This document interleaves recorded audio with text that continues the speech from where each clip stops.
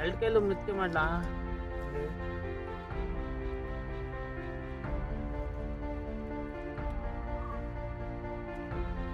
ನೀನು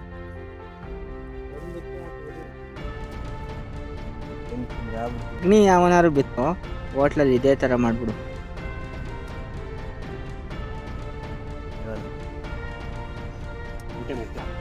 ಬನ್ನಿ ಫ್ರೆಂಡ್ಸ್, ನಾವೇನು ಮಾಡ್ತಿದ್ದೀವಿ ಅಂತ ತೋರಿಸ್ತೀವಿ. ಬನ್ನಿ ಫ್ರೆಂಡ್ಸ್, ಇದೇ ಒಲೆ. ಈ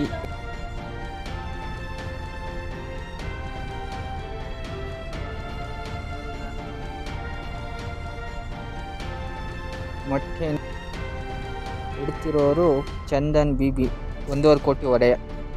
ಇವರಿಗೆ ಏನು ಬಂದಿದೆಯೋ ಗೊತ್ತಿಲ್ಲ, ಮೊಟ್ಟೆಯಿಂದ ಮೊಟ್ಟೆಯನ್ನು ಮಾಡುತ್ತಿದ್ದು.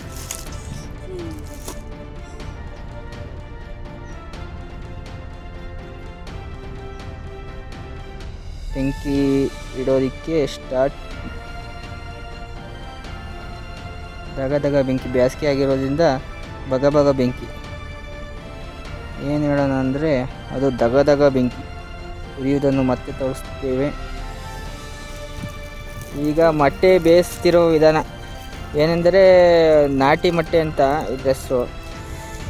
ಬೇಯ್ದ ಮೇಲೆ ತೋರಿಸ್ತೀನಿ, ಇಷ್ಟಕ್ಕೆ ಸ್ಟಾಪ್ ಮಾಡಿರ್ತೀನಿ ನೋಡಿ. ಈ ರೇಂಜಿಗೆ ಬೆಂಕಿ ಎತ್ಕೊಂಡೈತೆ. ನಮ್ಮ ಬಂದ್ಬಿಟ್ಟು ಬೊಂಬ್ಲಾಪುರ, ಇವನ ಹೆಸರು ರಂಜಿತ್ತು. ಇವನೇ ಒಲೆ ಇದು ಮಾಡ್ತಿರೋದು ನೋಡಿರಿ. ಆಮೇಲೆ ಹಾಕ್ತೀನಿ ವಿಡಿಯೋ ಫುಲ್ಲು, ಒಂದು ಸ್ವಲ್ಪ ವೆಯ್ಟ್ ಮಾಡಿ.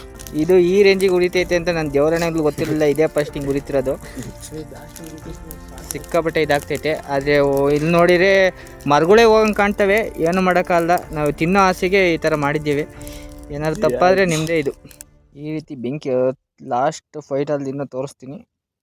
ಬಂದ್ಬಿಟ್ಟು ಸುಮಾರು 200 ರೂಪಾಯಿ ಅಷ್ಟೇ. ಈ ರೇಂಜಿಗೆ ಮಾಡ್ಕೊಳಂಗಿದ್ರೆ ಮನೆ ತಲೆ ಉಗಿಸ್ಕೊಳಂಗಿರಲ್ಲ, ಹೊಟ್ಟೆನೂ ತುಂಬುತ್ತೆ. ಆರಾಮಾಗಿ ನಾವೇ ಮೊಟ್ಟೆ ಬೇಯಿಸ್ಕೊಂಡು ತಿನ್ಬೋದು. ನಾವು ನೆಕ್ಸ್ಟ್ ಟೈಮು ಭಾನುವಾರ ನಾವು ಕೋಳಿನೂ ಇದೇ ಥರ ಮಾಡ್ತೀವಿ. ಇವರೇ ನೋಡ್ರಿ, ಇವರೇ ಭಟ್ರು, ಇದಕ್ಕೆಲ್ಲ ಮೂಲ ಕಾರ್ಯಕರ್ತರು. ಇವರು ಕೋಟ್ಯಾಧಿಪತಿ ಒಡೆಯ ತವ್ರೆ.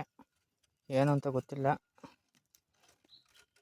ಜರ್ಕಾಡ್ತೈತೆ ಅಂತ ಕೊಡ್ತಾರೆ ಹುಡುಗರು. ಇವರೇ ಜೂನಿಯರ್ ಡಾಲಿ. ನಮ್ಮೂರಲ್ಲಿ ಬೆಳಿಬೇಕಾದ್ರೆ ಜೂನಿಯರ್ ಡಾಲಿ ಇದೇ ಥರ ಇದ್ದಿದ್ದು.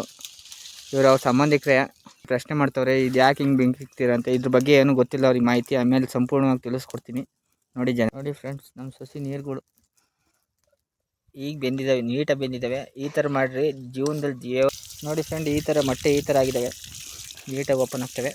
ಅಲ್ಲಿ ಒಳಗಡೆ ಬೆಂದಿರ್ಬೇಕಲ್ಲ, ಒಳಗಡೆ ಬೇಯ್ತವೆ, ನಾವು ತೋರಿಸ್ತೀವಿ ಎಲ್ಲ ನೀಟಾಗಿ. ಅಲ್ಲಿ ಬಡ್ ಅಂತ ಅಲ್ಲೊಂಚೂರು ನೋಡೋಗಿ ಬೇಗ.